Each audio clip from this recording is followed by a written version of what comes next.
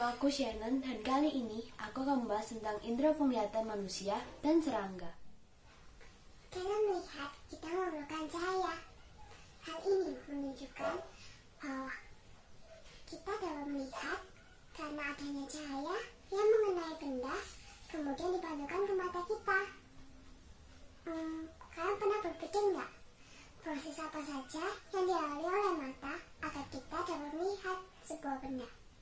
Ternyata prosesnya nggak segampang itu loh. Pengen tahu gimana caranya? Yuk langsung aja kita bahas.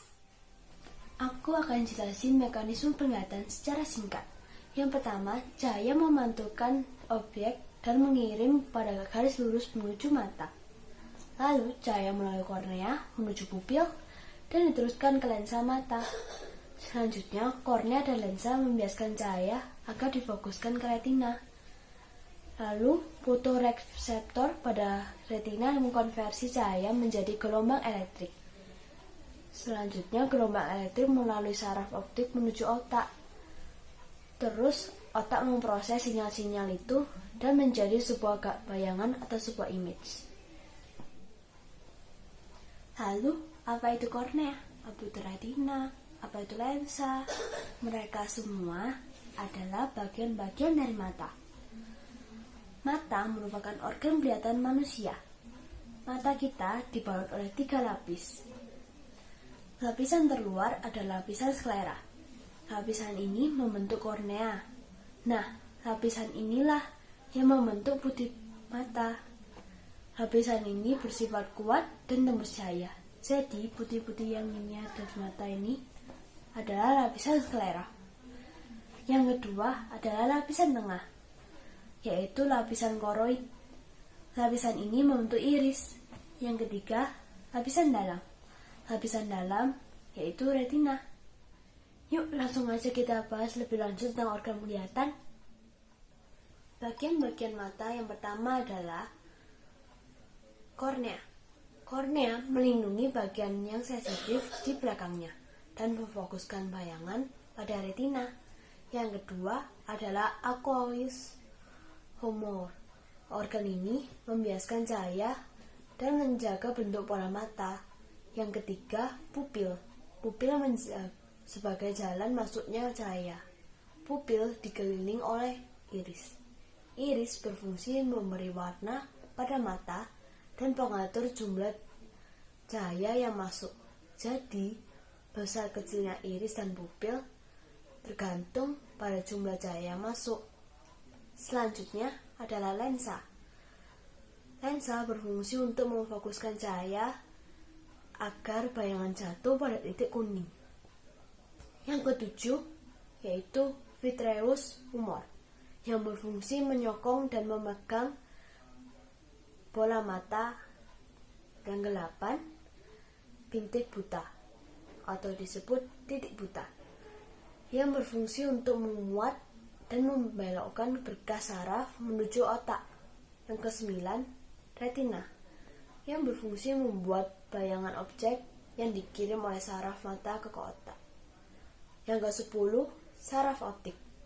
Nah, ternyata saraf optik inilah yang memahami bagaimana bentuk benda yang kita lihat. Jadi, gara-gara saraf optik, kita dapat mengerti bentuk benda itu seperti apa. Ada yang gini gitu. Tapi, beberapa orang memiliki kelainan pada mata mereka. Jadi, mereka menggunakan kacamata agar mereka dapat melihat dengan jelas. Lalu, apa aja sih kelainan pada mata itu? Yuk, langsung aja kita bahas. Yang pertama, hipermetropi atau disebut rabun dekat. Sesuai dengan namanya, orang yang menderita rabun dekat tidak dapat melihat dengan jelas benda yang berada pada jarak dekat kurang lebih 30 cm. Kasian ya. Akhirnya mereka pakai kacamata positif. Yang kedua, rabun jauh atau disebut miopi.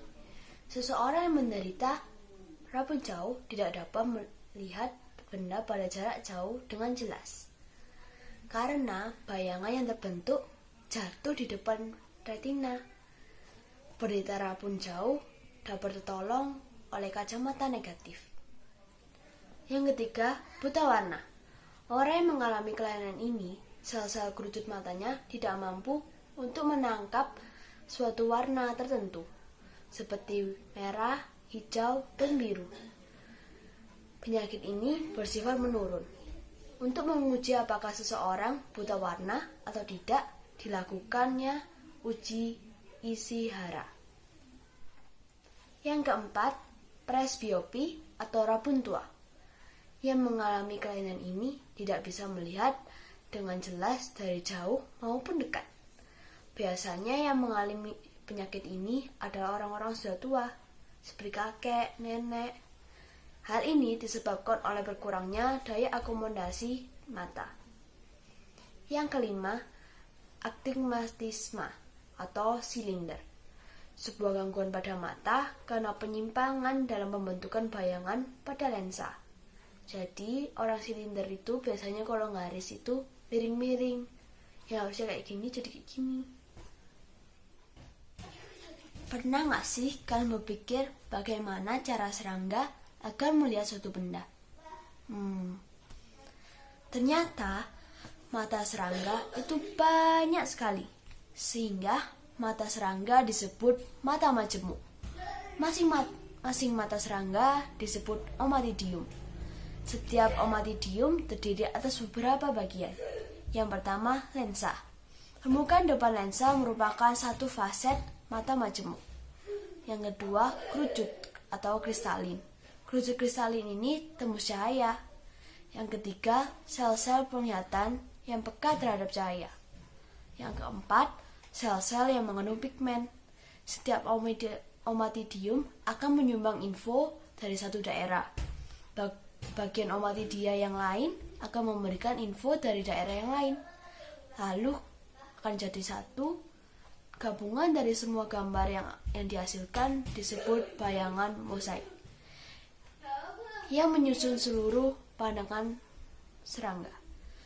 Sudah dimengerti ya? Aku akan memberikan contoh agar lebih jelas.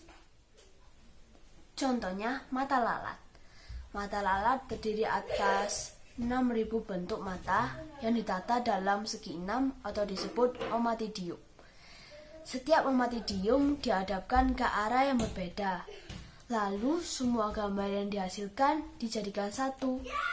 Jadi, lalat dapat melihat dari semua arah. Wih, hebat banget kan? Oh iya, mata lalat dapat memproses hingga 100 gambar per detik. Wow, bagus banget. Udah ya. Sampai di sini aja pembahasannya. Dah.